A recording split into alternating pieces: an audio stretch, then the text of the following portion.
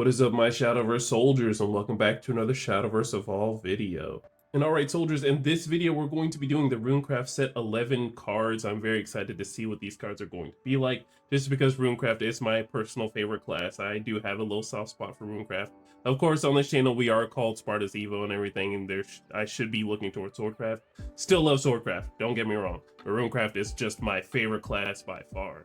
Alright, without further ado, let's start with our first card. We have Vincent the Peacekeeper, so he's a 5-cost 4/4. You can evolve him for 1, and you can activate only if this follower's attack or defense has been increased this turn.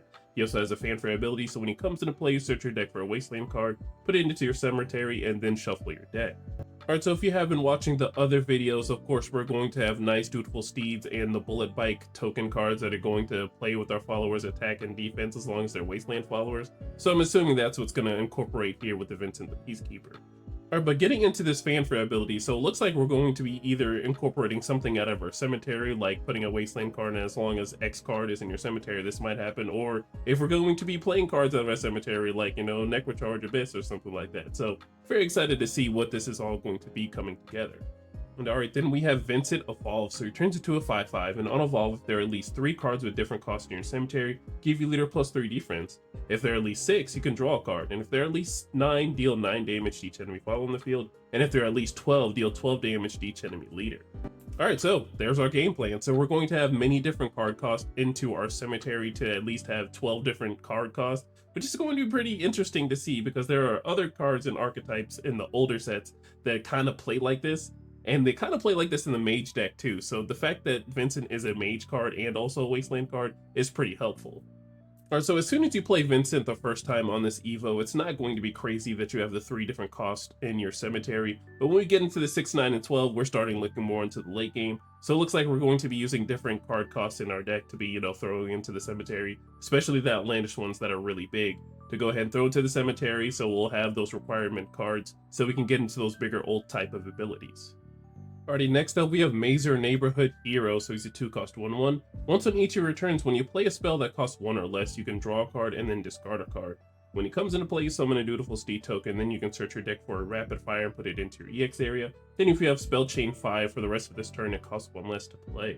And this is what we like to see in legendaries, the multiple packages in one. So not only do we get a dutiful steed token on the field, we do get the rapid fire that's also into our EX area. Unfortunately, as early as turn 2, we're not really going to hit Spell Chain 5 too often. But in those later turns, when we can get this rapid fire, putting it into our EX area, it is free, and then we can get the draw a card, discard a card for the effects of Mazer 2 on top of that. So there's lots of things going on when you have the Spell Chain 5. But as soon as turn 2, you're just going to summon the steed token, get that rapid fire out, and then if this Mazer does survive, you're able to go ahead and start filtering through your deck.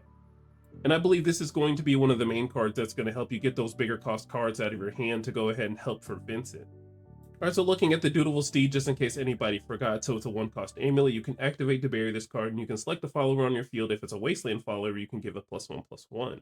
So of course, we saw Mazer was just a 1/1. Now on turn 2, we can make him a 2/2, which is very convenient because we don't want to have a 1/1 follower on the field. But at the same time, you know, dealing 2 damage to something isn't too crazy.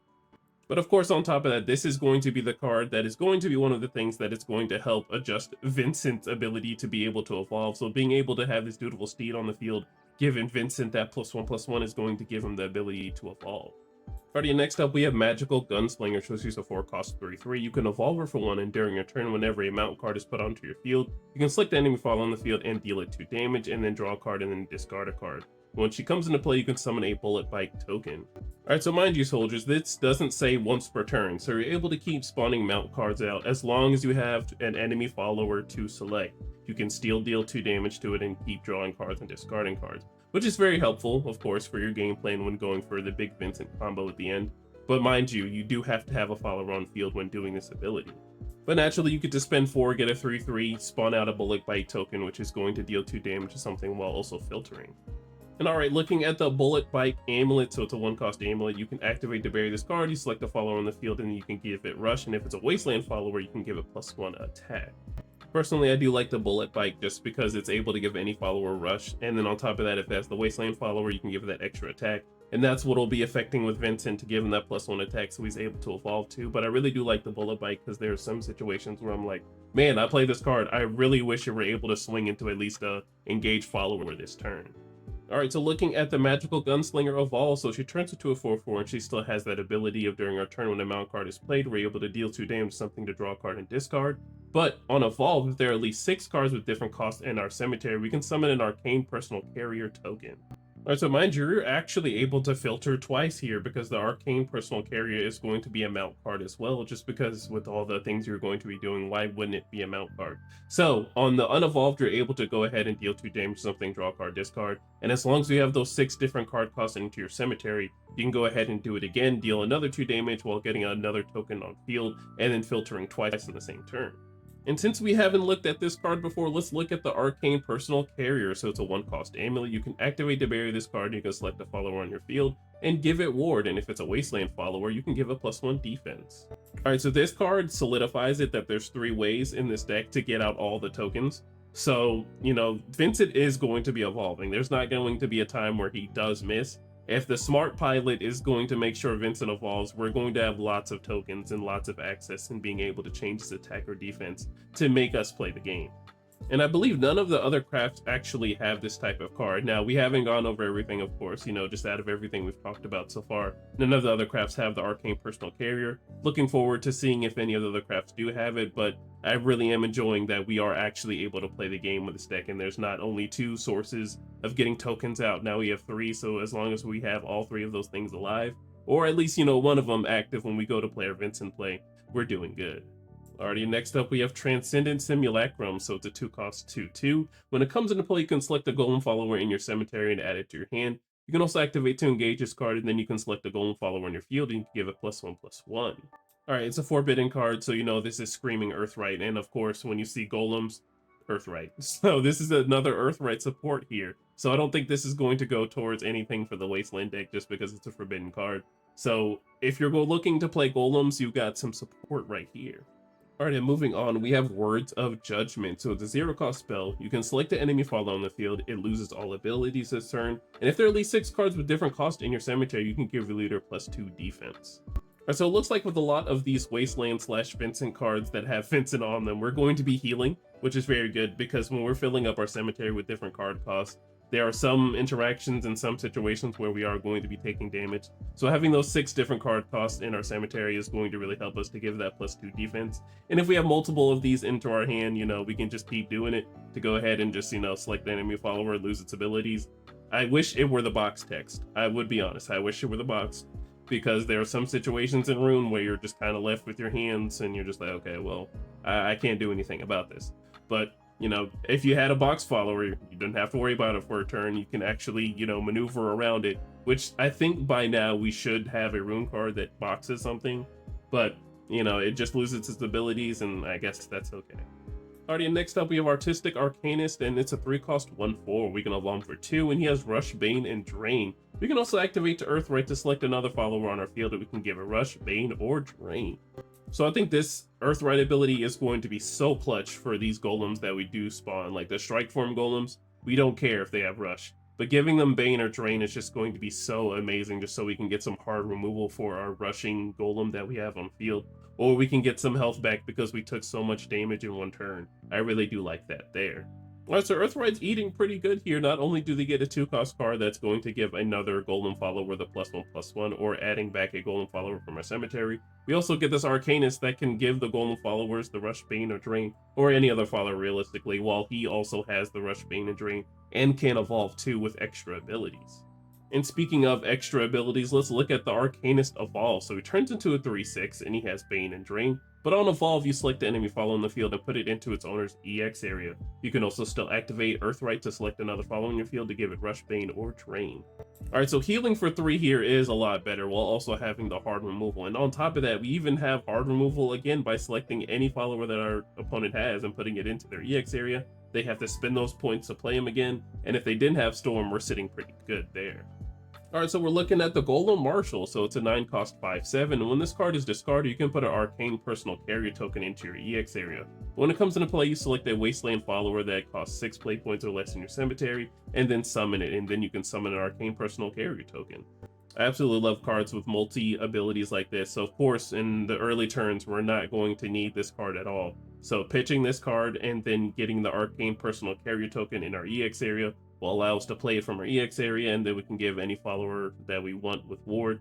It being a Wasteland follower, it gets the bigger defense, so that might come handy later on in the game. But when we get into the later game, of course, when we start getting into those 9 play points, because we only have a maximum of 10, we're able to just go ahead and get any Wasteland follower that costs 6 play points from our cemetery to go ahead and summon it, and then we get the Arcane Personal Carrier token on the field as well. So we're probably looking to play Vincent. Alright, so let's look at the rapid fire spell. So it's a 1-cost quick spell. You can select the enemy follower on the field and deal it 2 damage, and if there are at least 3 rapid fires in your cemetery, you can deal 3 damage instead, and if there are at least 5, you can deal 4 damage to its leader, and you can put up to 6 rapid fires in your deck.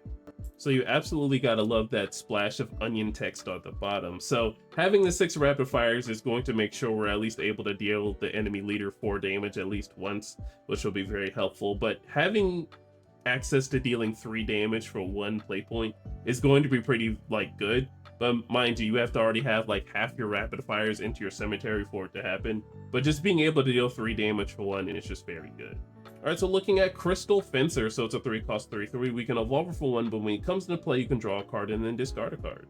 Alright, so it looks like Craig got a little bit of an update here. So not only do we have a bigger stat line, the 3-cost 3/3 follower while also drawing a card and discarding a card isn't bad for the Wasteland/Mage deck.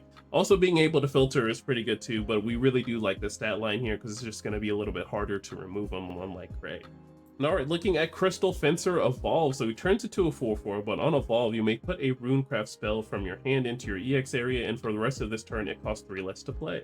So gone are the days of turn 3, where we're just playing a spell or moving something, and then, not really enjoying our lives. Well, Witch Bolt is a 3-cost card, which you could put into your EX area, and since we do have an Evolved follower here, we can also replace the card that we are putting into the EX area. So not only do we get a 4/4 follower that can swing into a follower, we get a 3 or less Runecraft spell that is going to be free that turn. Alrighty, next up we have Rivalian Deputy, so he's a 2-cost 1/2, and once on each of your turns when a mount card is put onto your field, you can draw a card then discard a card, but when he comes into play you summon a Dutiful Steed token. Alright, so honestly I think you actually want to go for this on turn 2 if you're going tempo and you're going first and your opponent has to really answer to your cards, because this can be the 2-cost 2/3 that can be on the board that'll really help you out. Or if you want to keep your Dutiful Steed token on the field to make your other cards bigger, that's understandable too. Alright, next up we have Mirror Witch, so she's a 3-cost 2/3. She has Storm, and when this follower takes damage during an opponent's turn, you can deal 2 damage to each enemy leader. Alright, so we get a nice little follower that can swing for 2 damage, and she's going to be a gauge, so either an enemy follower is going to swing into her, they're going to trade, she's going to be dealt damage, she can deal the enemy leader 2 damage just because she took damage that turn. So I'm assuming that's how that interaction works, I'm pretty sure that's how it works. So she's able to check for that damage after she dies, of course, to being able to deal 2 to the enemy leader. Alright, next up we have Terra Nova, so it's a 2-cost quick spell, so you can summon a magic sediment token and then you can add 2 to a stack on your field. Alright, so Earthright got another card here, and in the form of spell chain in a way, because there's 0 quick cards in Earthright. But being able to hold up 2 play points to get a total of 3 stacks on your field is very good, that's value. So as early as turn 2, if your opponent keeps up 2 play points, be very mindful. There's not really anything you can do about this as early as turn 2, but do expect Riley that very next turn. Alrighty, and lastly, we have Scorching Blast, so it's a 3-cost quick spell. You can select the enemy follower on the field and deal it 5 damage, and if there are at least 2 mage followers on your field, you can deal 2 damage to its leader. Alright, so we got another 3-cost quick spell that deals 5 damage. I think the last one that we got was from Idolmaster, and of course it was, very Idol Mastery, where you need to at least have a Passion follower or something like that on your field to at least draw a card. But spending the 3 to deal 5 damage to something, and then us having 2 mage followers on the field is going to come up more often than having a passion follower on the field. So being able to deal 2 damage is pretty good too, but I don't think it's going to come up very often. But having access to it is nice. Alrighty, and lastly, we have our Mazer UR, or our Ultimate, or Alt Art, whichever you want to call it. Looking absolutely amazing, of course. In the last video we were talking about Haven, and that is the wife. We have the husbando here, so if you're looking to collect both of the things, I hope you're looking for the Mazer, because I think the Mazer looks pretty cool. I do like the flowers behind his head. I think these cards do look cool, and if you're looking forward to getting these cards and also getting the sleeves and getting the playmat, best of luck to you, because that's going to be a full combo. But I really do want to see the results, so if you do get everything, please post it somewhere so I can watch that amazing collection come together. And alrighty, soldiers, that is it for all of the Runecraft reveals for set 11. I'm very excited to see what Runecraft has in store. In terms of decks, I see that Vincent is going to be real. That is like a big ult ability, by the way, with Mazer being a nice card to help filter out your deck some too. So I'm really excited to see what this deck is going to turn into, like, you know, as a total, because I've been wanting to cook with mages for quite some time, but it was just like, okay, well, you know, how do I get all these cards into the cemetery? Well, after looking at this, I know that this deck is, I wouldn't say it's going to be real, it's going to be meta, but I will say it's going to be playable, which makes me happy. But alright, soldiers, make sure you are safe in whatever you do tonight and safe whatever you do for the rest of the year. Make sure to like, comment, subscribe. I love all of you, and I will see you in the next one. Bye. Yeah. TRINN. Just to get you away. What I got to do.